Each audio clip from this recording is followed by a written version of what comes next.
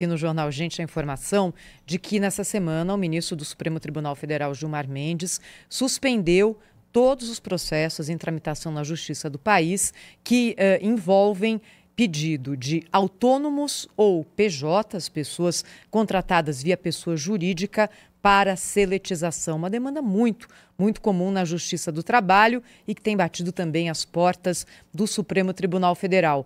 E aqui o que acontece é, a Justiça do Trabalho vê de um jeito, dá um ganho de causa ao demandante. Quando isso vai parar no Supremo, porque tudo para no Supremo, o Supremo Tribunal Federal diz que esse tipo de contrato é sim constitucional. Enfim, a gente convidou aqui para falar conosco no Jornal Gente o professor José Pastore, professor aposentado da USP, sociólogo, um grande conhecedor do mercado de trabalho do Brasil e que vai colocar agora uma luz para a gente entender melhor o que está acontecendo. Professor, bom dia, seja bem-vindo. Muito bom ter o senhor de novo conosco aqui no Jornal Gente. Bom dia, Sônia. Bom dia, Thaís. Bom dia, Cláudio. Bom dia, Pedro. A turma toda está aí. Ótimo. Prazer em Bom dia, professor. Prazer é nosso. Professor, a partir dessa decisão do ministro Gilmar Mendes, que tipo de repercussão o senhor enxerga dentro das demandas trabalhistas? Essa questão de PJ está ligado a essas novas formas de trabalhar que surgiram nos últimos 20 ou 30 anos, né? São pessoas que podem trabalhar por conta própria com muita autonomia. Então, são pessoas que decidem o que fazer, elas decidem, elas têm essa autonomia para decidir. Então, é o caso de um médico cirurgião que é contratado por um hospital, por exemplo, mas ele decide se quer ou não quer operar determinado paciente, quando operar, como operar. É o caso de um advogado que, por conta dele, ele trabalha todas as ações, apresenta no fórum, de um jornalista, de um tradutor, enfim, são inúmeras as profissões em que as pessoas trabalham de forma autônoma, ou seja, sem vínculo empregatício com uma empresa. E o que ocorre no mercado de trabalho é que em muitos casos desses, muitos casos, em que a pessoa está trabalhando como autônoma durante meses e anos, de repente a pessoa entra na Justiça do Trabalho pleiteando um vínculo empregatício, dizendo que ela estava trabalhando como se fosse um empregado da empresa. Isso está abarrotando a Justiça do Trabalho. Só o ano passado foram 258 mil ações desse tipo. 258 mil. E a Justiça do Trabalho tem decidido de uma forma um pouco cambiante. De uma hora dá o vínculo, ora não dá o vínculo. Na maioria dos casos tem dado vínculo para esses pleitos, né? E gera uma insegurança jurídica muito grande. Porque quando se apela para o Supremo, nos casos do Supremo, na maioria das vezes o Supremo não dá o vínculo, reconhece que ele trabalhou como autônomo, como PJ e que não pode pleitear esse vínculo. Então, diante dessa insegurança, o ministro Gilmar Mendes pediu para parar com todos esses processos, porque o Supremo vai agora decidir o que fazer. Quais são as consequências que se espera para o mercado em geral? Primeira consequência, o Supremo deve decidir quem é que tem alçada, quem é que tem competência para tratar desses casos. Porque, vejam, quando você contrata um serviço de uma pessoa, ou pessoa física ou jurídica, por exemplo, você contrata um serviço para pintar sua casa, uma pessoa jurídica. Esse é um contrato de natureza civil, não é um contrato de natureza trabalhista. Então, se houver algum problema de relacionamento, algum pleito, isso deveria ser decidido na Justiça Civil. Mas a questão não está clara. A Justiça do Trabalho acha que compete a ela julgar. Então, essa é a primeira questão que o Supremo terá que decidir. Quem é que tem competência para julgar esses casos? E, em segundo lugar, vai entrar, no mérito da questão. Quando é que a pessoa é um PJ que legitimamente pode trabalhar como PJ, como pessoa jurídica, sem infringir a CLT? Isso é que se espera do Supremo quando ele decidir julgar esse caso. Professor, bom dia, muito bem-vindo aqui ao nosso programa mais uma vez. Nós vemos assim alguns aspectos, né? Já há uma decisão do Supremo nessa direção, né? Na direção de que é constitucional o contrato de PJ.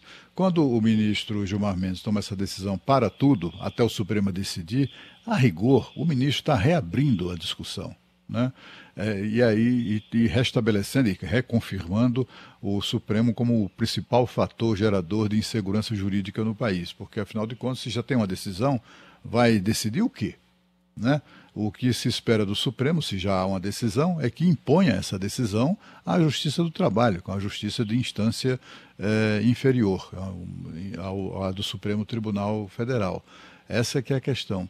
E de outro lado também, assim, tem o lado oportunista dos que movem a ação trabalhista depois de exercitarem ou exercerem funções como PJ, porque afinal de contas ele não foi obrigado àquilo, né? Ele assinou um contrato de livre e espontânea vontade. Depois, então, tenta faturar um trocado ali com o empregador. Isso também não seria levado em conta numa discussão sobre esse assunto? Não há nem dúvida, Cláudio. Há algumas tecnicalidades aí nesse assunto. Eu não sou advogado, mas os meus amigos advogados eles têm me explicado bem. O Supremo, de fato, já decidiu de maneira bem clara que é possível você, no Brasil, contratar trabalho de várias formas. Não apenas da forma de emprego, mas de várias formas. E foi quando ele decidiu dar todo o apoio à questão da terceirização, tanto de atividade meio quanto de atividade fim. O Supremo falou, a empresa tem liberdade, a Constituição não impede que a empresa contrate de várias maneiras. Então, nessa esteira é que se entende de várias maneiras, inclusive como pessoa jurídica. É assim que se entende, assim que meus colegas advogados dizem que deve ser entendido. De fato, então existe já um pré-posicionamento do Supremo, como você indicou, Cláudio, em favor desses contratos de PJ. Agora, o que ocorre é que, na prática, há muita fraude. Há muitas empresas que contratam de modo inadequado. Elas contratam uma pessoa colocando como se fosse de fato empregado, com subordinação, com habitualidade, pagando salário, dando ordens para a pessoa e quer que seja remunerada como PJ. Isso é uma fraude, porque a pessoa está trabalhando como empregado, não tem a autonomia que tem o médico, o tradutor, o jornalista, que eu indiquei aqui na pergunta anterior. Então, isso é que tem causado também muito problema e essa avalanche de ações na Justiça do Trabalho. É claro que a decisão do Supremo vai ajudar a dirimir e a reduzir essa insegurança jurídica que existe hoje a respeito de como contratar adequadamente uma pessoa jurídica e como contratar adequadamente um empregado. Esse que é o que se espera do Supremo. E é justamente essa a minha pergunta para o senhor, professor. Na opinião do senhor, que é um grande especialista nesse setor, como contratar adequadamente um PJ, como contratar adequadamente um CLT? Eu vou dar um exemplo, Sônia, para você ver claramente o que está errado, não é? Há pouco tempo eu fui num banco e a copeira do banco era contratada como PJ. Não tem cabimento. Ela tem todas as características de uma empregada. Ela tem horário para entrar, ela recebe ordens, ela tem salário, ela tem habitualidade, ela tem chefe. Isso é tipicamente uma posição de empregado, vínculo empregatício. E aí ele vai e me faz um contrato de PJ. As duas partes estão erradas, quem contrata e quem é contratado, né?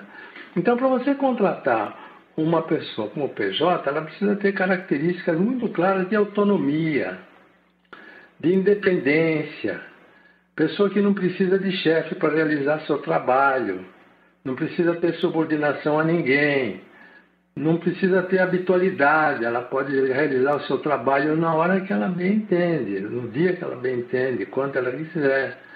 Essas são as características de um profissional autônomo, que é legitimamente autônomo e que é contratado para executar um determinado serviço. Isso pode acontecer com um tradutor, pode acontecer com um médico, com um advogado, pode acontecer também com um entregador de pizza.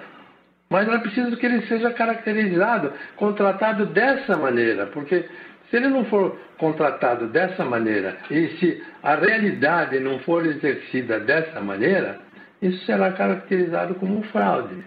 E isso é que dá muito problema na Justiça do Trabalho.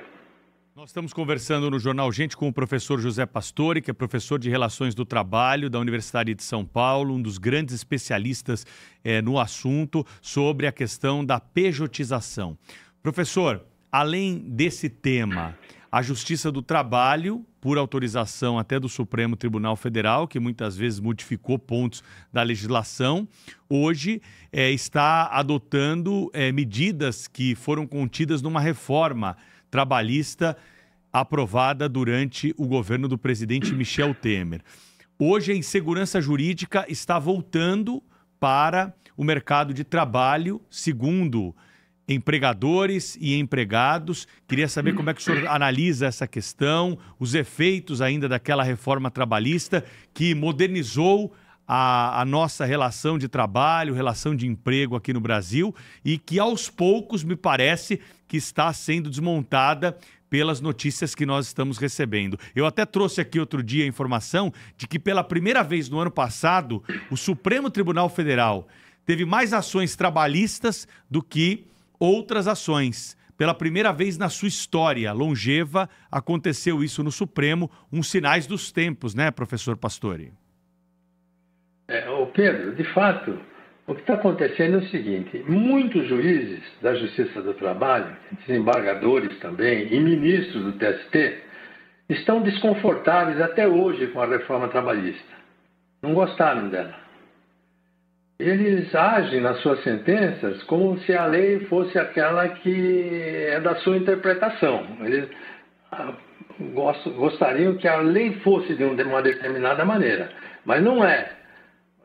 Essa questão de julgamento em termos de lei é uma questão de gramática, é uma questão de... A lei é clara. Então, em vários aspectos da reforma trabalhista, muitos juízes estão se desviando, estão se afastando disso. Eu vou dar um exemplo da terceirização. Tem muitos juízes que até hoje não aceitam a terceirização da atividade fim. E, no entanto, a reforma trabalhista deixou claro que uma empresa pode contratar profissionais tanto para exercer atividade meio quanto para atividade fim, desde que se respeitem os critérios da terceirização. E a lei trabalhista foi clara. Ela disse assim: olha, para você terceirizar uma pessoa, você tem que entender o seguinte: você tem que ser responsável por uma porção de coisas. Por exemplo, se um profissional terceirizado se acidentar dentro do pátio de uma empresa contratante, ele terá que ser atendido pela enfermaria, pelo ambulatório da empresa contratante. Se a empresa contratante tem um ônibus para levar os seus funcionários, tem que levar também os funcionários da terceirizada. Se ela for dar um treinamento para evitar acidentes, tem que dar um treinamento também para os funcionários. Tudo isso aqui ficou estabelecido na lei de terceirização que faz parte da reforma trabalhista.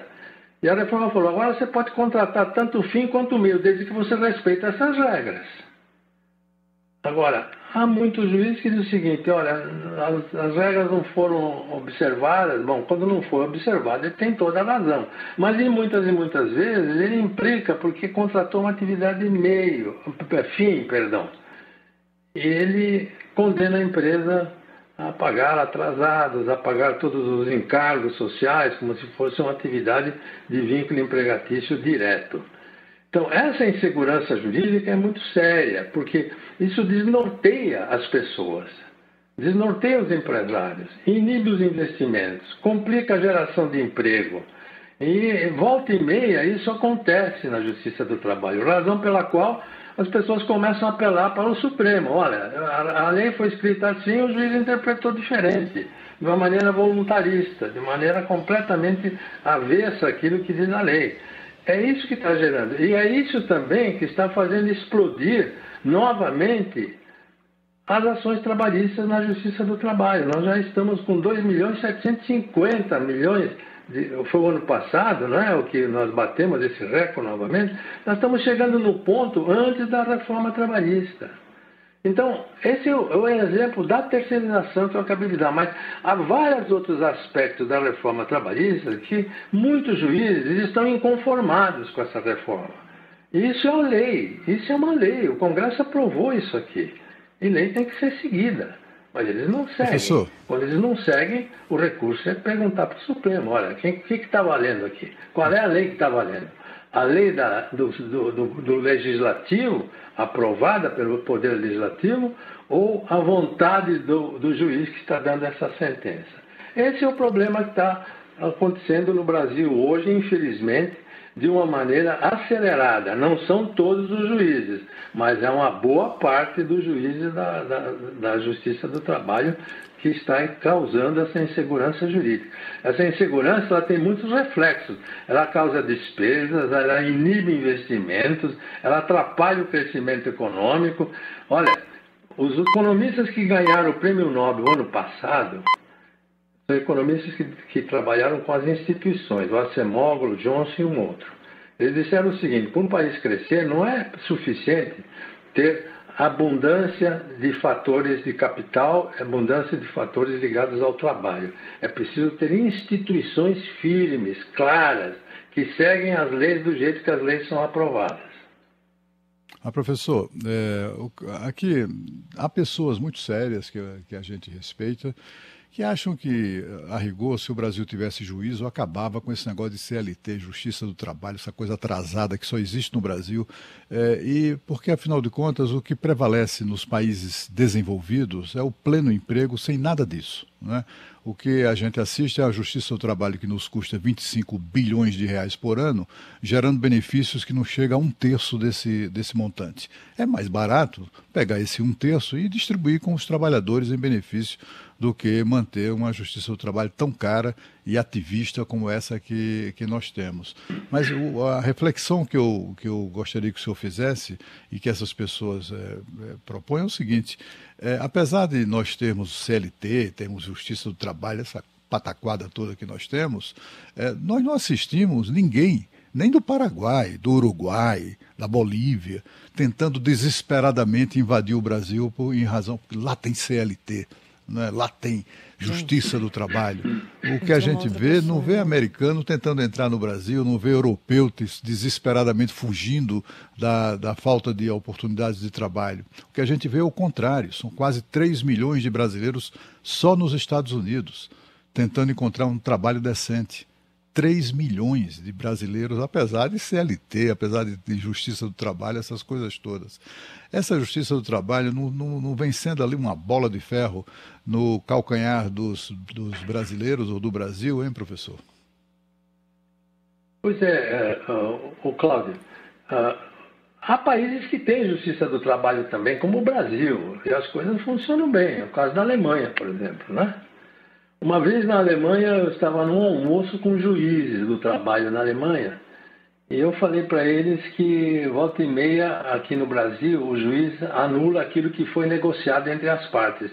Eles tomaram um susto, eles disseram, mas como? Não é possível, a vontade das partes tem que prevalecer. E isso acontece mesmo. Eu estudei um caso há pouco tempo aqui de home care. Home care é uma atividade onde as empresas que têm enfermeiros, fisioterapeutas, médicos, etc., disponibilizam um profissional no domicílio do paciente, para cuidar do paciente. Chega no fim do dia, na hora de ir embora, muitas vezes o paciente passa mal. E ele não pode sair na hora certa, fica lá mais 2, 3 horas.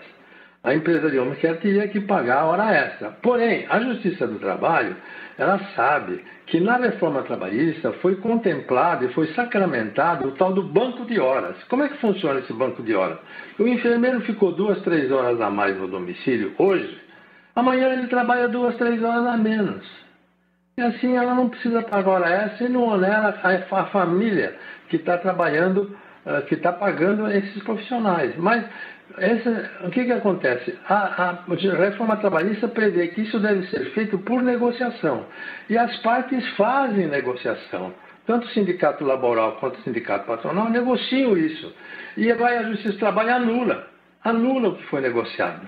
Então, já houve casos, não é nenhum nem dois, Cláudio, já houve casos em que os empregados e os empregadores, eles comparecem em juízo, os dois lados, dizendo o seguinte: meritíssimo, mantenha, por favor, aquilo que nós negociamos, porque nós achamos que isso é bom para nós. E o juiz fala: não, eu é que sei o que é bom para vocês. E anula. Isso é uma coisa que não existe no mundo. Você anular aquilo que é a vontade das partes naqueles direitos que as partes podem negociar. Porque a reforma trabalhista deixou bem claro: tem 15 direitos que podem negociar livremente, tem 30 direitos que não podem negociar. Então, quando negocia entre esses 15, isso tem que prevalecer sobre a lei, é o que está escrito na reforma trabalhista. Isso tem que valer, é vontade das partes. Quando as partes decidem, por exemplo, encurtar o horário de almoço de 60 minutos para 30 minutos, porque os empregados querem sair mais cedo, querem buscar a criança na escola, querem estudar, etc. Eles fazem esse acordo, assinam, legalmente, tudo certinho. A justiça vai e anula. Então, essa aqui é uma coisa que está criando muita instabilidade, muita incerteza. Isso é muito ruim para todas as partes, para o empregado, para o empregador, para a empresa e para a economia do país. Esse que é o grande problema aqui, viu, Cláudio? Não é manter ou acabar a justiça, mas é fazer a justiça funcionar de acordo com aquilo que é a lei. O juiz ele é treinado para cumprir a lei, ele deve cumprir a lei, só ele é que pode fazer isso. Agora, se ele quiser criar uma nova lei, ele tem que mandar para o legislativo, tem que fazer um projeto de lei, ir lá no legislativo e fazer uma luta para poder aprovar essa lei.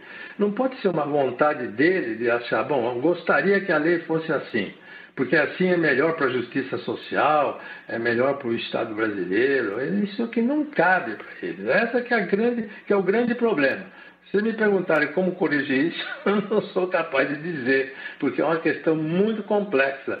Infelizmente, as leis muito claras aqui no Brasil, as mais claras, estão sendo desobedecidas. Imagina as outras que já por si só têm uma certa obscuridade, né? Então isso fica um festival de decisões inseguras e incertas. Agradecer ao professor José Pastore, conosco ao vivo aqui hoje no Jornal Gente. Professor, obrigada, hein? Venha sempre um prazer tê-lo aqui conosco. Obrigado a você. Bom trabalho. Obrigada. Abraço. Professor. Na sequência tem mais notícias desta quarta-feira, dia 15 de abril, para você que está nos acompanhando aqui no Jornal Gente pela Rádio Bandeirantes, pela Band News TV e também pelo aplicativo Band Play. Rede Bandeirantes de